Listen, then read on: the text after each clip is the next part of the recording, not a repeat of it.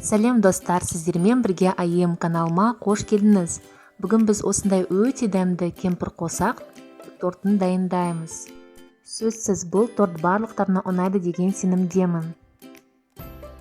Ол үшін бөлме температурасында сары майды қантпен араластырамыз және біртіндеп бір-бірлеп жұмыртқаларымызды қосып миксерлейміз.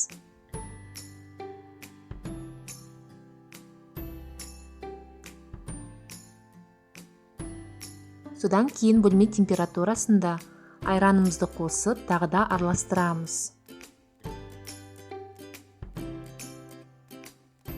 Ұнымызға ас соданы қосып, еліктен өткіземіз.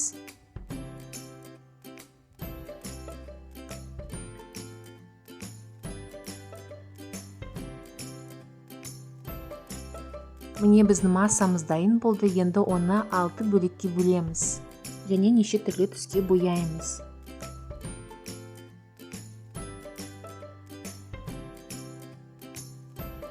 Қызғылт сары түсті мен қызыл және сары түсті бояп шығардым. Кордарымыз 15-20 минут арасында тез пісіп шығады. Крем бізде кілегей мен қант ұнтағынан тұрады. Енді тортымызды жинаймыз.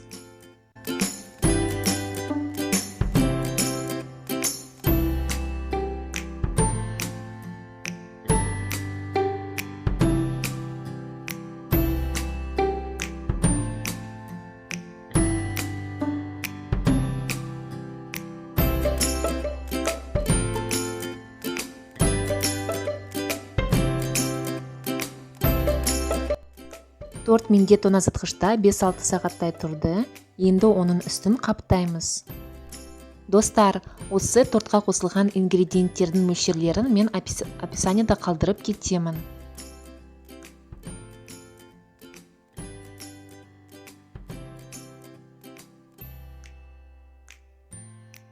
Қалған кремге мен крем-чиз творожный сырды қосып, осы тортымды қаптадым.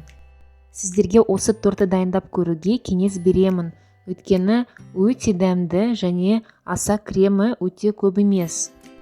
Қалған үгітінділерді біз торттың үстіне себеміз да өз қалауымша сәндейміз. Осындай бантты мен мастикадан жасадым. Міне біздің тортымыз дайын болды, өте керемет. Балаларға өте әсіресе ұнайды. Каналыма тіркеліп, пікірлеріңізді қалдырып, лүпілдеріңізді аямаңыздар. Сіздермен болған мен айым. Келесі кездескенше қош сау болыңыздар. Ас болсын.